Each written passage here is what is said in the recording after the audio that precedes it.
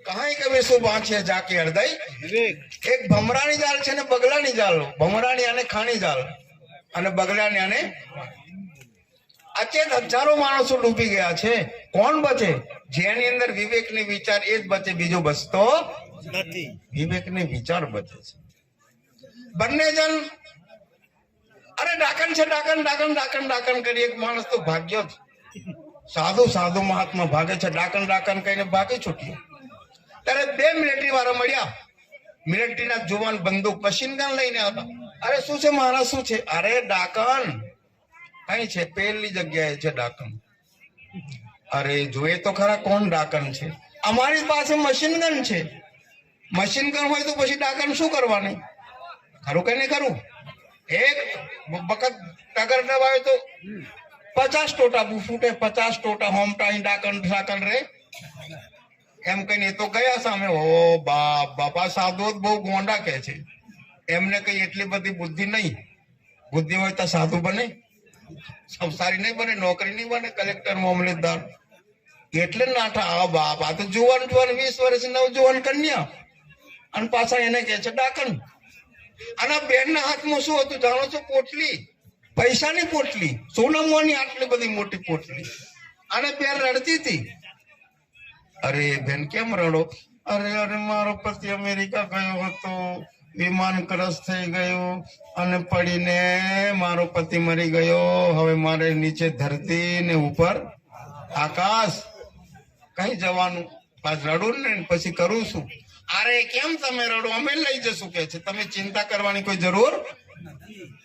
જો બાજી પલટાઈ ગઈ કે નહીં પલટાઈ ગઈ કેમ કે મશીન ગન એમની જોડે અરે બેન કે છે એવું જ કરો ને જેવું તો જવાનું છે આપણે તમારે ઘેર આવવાનું છે પણ મને ભૂખ લાગી છે કકડીને તો આ બજારમાં આ દૂર છે નજીક હારી જ ત્યાંથી લઈ આવો નાસ્તો કરીને પછી જઈએ બે સાધુ તો ગયા એક જણ ગયો અરે મિલિટરી વાળો મિલિટરી એક જણ જાય છે ને વિચાર કર્યો કે આ ભાઈને પતાવી દીધો હોય તો મેદાન સાફ થઈ જાય એક સ્ત્રી બે પુરુષ ઝઘડો થાય ને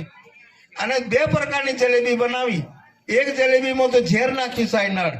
અને બીજી સારી જલેબી બંને પ્રકારની જલેબી લઈને આવે છે પેલા બંને જણ નક્કી કરી રાખ્યું હતું બેન કીધું પેલા ભાઈને તમે બે જણ છો હું એકલી છું હવે શું કરવાનું એક મેન બે તલવાર અરે કઈ વાંધો નહીં મોડો કેમ આવે એમ કહીને એને બંદૂક જ દબાવી દો ટ્રિગર પડાક મારી નાખું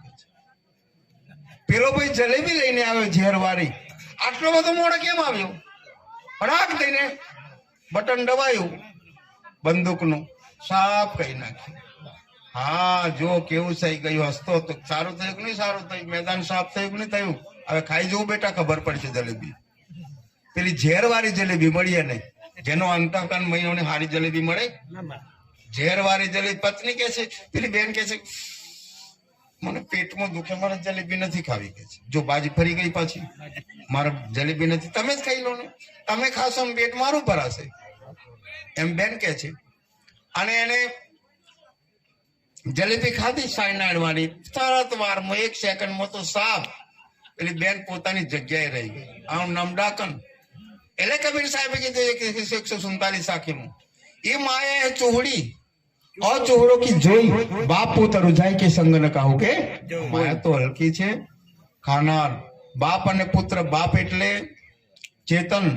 અને પુત્ર એટલે મન બંનેને હરજાવીને કોઈની સાથે પણ ગઈ આવી છે તો માણસે વિચાર કરવાનો છે કે આ નાશવંત શરીર છે માટે સદગુણો ધારણ કરવા માટે મહેનત કરો સદગુણ આપણને બચાવે છે મનુષ્ય જન્મ અલ્પ છે માટે સદગુણ ધારણ કરવા જોઈએ સારા સંસ્કાર બનવું જોઈએ પરમાર્થનું કામ કરવું શાનું કામ પરમાર્થનું અને સેવાનું કામ કરી જીવનને ઉન્નત બનાવવાનું છે દરેક પ્રેમની ઘરમાં પ્રેમને વધારવાનું છેલ્લું દ્રષ્ટાંત આપી દઉં પ્રેમનું આપી દઉં છેલ્લું દ્રષ્ટાંત